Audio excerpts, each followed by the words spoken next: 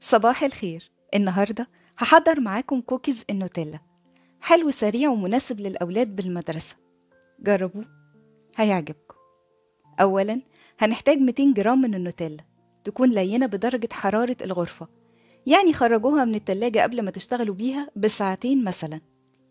هنضيف النوتيلا للبولة وعليها 1 بيضة كاملة بدرجة حرارة الغرفة، ونقلبهم بالويسك لمدة دقيقة يختلطوا كويس جدا مع بعض.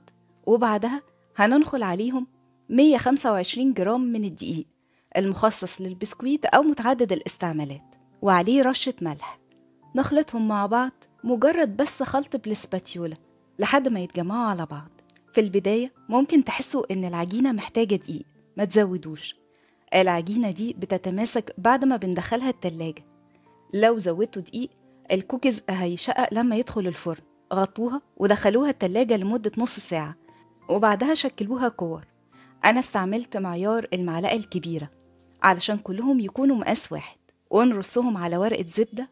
وبعدها نعمل تجويف كده في كل واحدة بظهر معلقة أو بأي حاجة تنفع عندكم، وندخلهم فرن ساخن مسبقا، الرف الأوسط، على درجة حرارة 170 لمدة من 10 ل 12 دقيقة، أو لحد ما يتماسك ولونه يتغير من أسفل.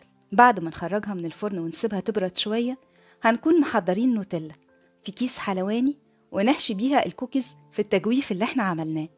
ممكن تعملوا لبرطمان النوتيلا حمام ماء ساخن علشان تكون لينة أكتر، ونضيف على كل واحدة بندقة، وندخلها التلاجة نص ساعة، وبعدها يكونوا جاهزين للتقديم. المقادير دي حضرت لي 18 حبة من كوكيز النوتيلا بمعيار المعلقة الكبيرة. وصفة سهلة وسريعة، والأطفال هيحبوها جدا، وبألف هنا مقدما.